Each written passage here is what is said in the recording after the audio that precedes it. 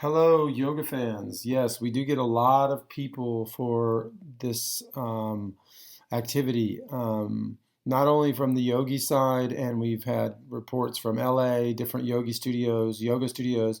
People have talked to us about meditation, even as far as like how magnesium over time helps the brain process sugar better, which translates to a better concentration over time.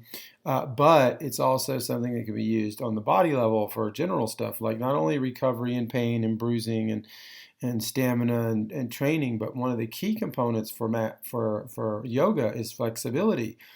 And so there's nothing else probably in the mineral world that is flexible like magnesium, especially in our common, understanding, because magnesium is the flexibilizer of the human body. I mean, that's kind of its role. It's one of its key functions is that it goes around and rounds off the edges of the calcium and allows for a kind of, I mean, I'm just giving you metaphors here, but as a kind of way to, your teeth would be brittle if they could just break if you were to smash them, if they were just calcium, but it's the magnesium that allows them to kind of flex and have this kind of bounce, which is actually strength, to be honest with you, because it's not strength if it's so hard that it's brittle, right? So strength is when there's an ability to, take stress and pressure, and so that's not possible if you're overly hard or overly soft.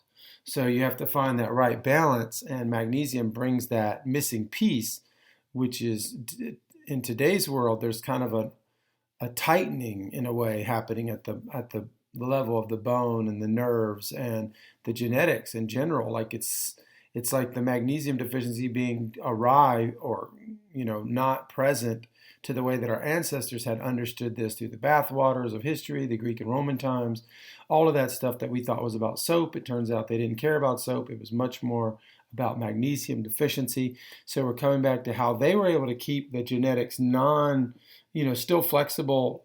When you look at like the apostles or, I don't know, Paul or one of these people that travel all over the world, like there's people who say that physically even we couldn't even do those kind of feats today because we just don't have enough strength. And so they had a very strong system. Of course, yes, most of the empire was slave, or at least a third of it, and they did a lot of heavy labor. So there was things that taxed those systems, of course, but they had a stronger system. And so if they would have been given a different hygiene and lifestyle, then they would have lived much longer. But they were kind of pushed through labor. I mean, there was no unemployment back then. You know what I'm saying? It was a whole nother type of world. It was it was full employment, but it wasn't always the best employment. So learning about like how magnesium flexibilizes, I know that's not a word, but whatever, flexibilizes the human tissue, makes everything more flexible and more structured too, because there's kind of like a type of structure in that flexibility that it's not just like the absence of structure and then you're flexible. It's like there's a type of structure there that's allowing for that kind of bend and even for emphysema, they give, and that's a good place to look, because what's the most flexible structure that you could think of in your body? You probably think like the lungs or something like that. And so, because they're holding air, and so that tissue, whenever they have a asthma outbreak or you have like an attack, they will nebulize magnesium sulfate. And so they do this probably because it works, as far as, how that magnesium molecule brings a certain viscosity, which you can feel even if you're in the ocean, especially if you're in like the Dead Sea or something, but you can definitely feel it in the ocean. There's a little viscosity in the water. And that chloride, that is part of the key here. So that viscosity is created through the chloride, and then the chloride creates kind of a softer stone, and it allows for calcium to fix to it, and it creates just this kind of flexible stone. Like, it makes that whole structure more flexible. So for yoga, this is like bar none the best product you could have, because it's, you're working on flexibility in that world and being able to do postures that demand greater flexibility without harming yourself. And so the bones, everything plays into that. And yes, sometimes it's a long game. Sometimes you're using this for a few years maybe not daily for the first year, but maybe after that, just like sporadically. But so it's not like it forces you to take the product all the time, but what it does is the body will store magnesium for up to 7 years on the hydroxyapatite layer of the bone. And then it'll reuse that magnesium that's been stored for structure to build you out better the next 7 years. Every 7 years, your structure regenerates.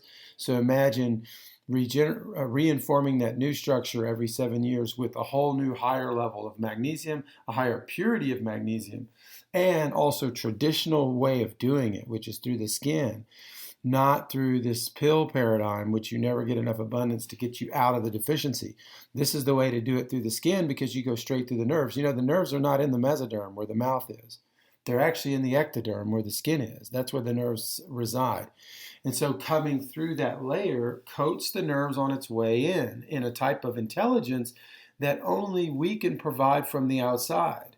You can't expect your body to do everything from the inside when things have been given to us through wisdom that we need to learn about that come from the outside. For one, the ocean, certain types of bathing, So we're learning to like how they kind of hacked this system to bring in a greater quantity of magnesium without triggering the laxative, without harming the kidneys, without going through the digestive for 40% of the population that can't even take magnesium pills or IBS or Crohn's or colitis. So we're going around all of that and we're going through the nerves themselves. So it's also a storage mechanism. Why would all of your organs store vitamins and minerals but not the skin? Of course it does. And so we're coming back to that wisdom. For yoga, there's nothing better for flexibility, less injury, stronger and stronger, bounce back and resilience with the time you're using it. Instead of the reverse, which happens when we skip over all this, which is the aging process, which takes a lot of that away from us. So with that said, I think the yoga world would do right to see this as a very core central product. And it fits with that world very well. We do very well with yoga people. We also do very well with women. And so women, of course, through the menstrual cycle and also through their kind of heightened sensitivity around, natural products, skin, oils, this whole reality, they haven't lost touch fully with that. And so they're able to kind of heal first, I guess you could say, and then help their men to heal secondly. And so sometimes they are the first, people that come in contact with some of these modalities and they share with the rest of the community. So anyway, this is a good thing for all, and glad to be able to talk to people who are coming from the yoga sphere into this magnesium sphere. And welcome, there's room for us all. So anyway, come check out the right stuff. Always get it in glass. No endocrine disruptors that cause weight gain, sterility, and all this other stuff. Get it in glass. Get it with only one ingredient in the blue glass bottles with the Zechstein Inside logo on it. Because if there's no trademark Zechstein Inside logo on it, you don't know where it's coming from. A lot of it comes from Asia. A lot of it comes from solvent-treated magnesium. And a lot of it's mixed with all sorts of other stuff. We're only one ingredient. We're doing the right thing. It's not expensive. $25 for 2.5 months worth of product. So come check us out at theheartoftradition.com.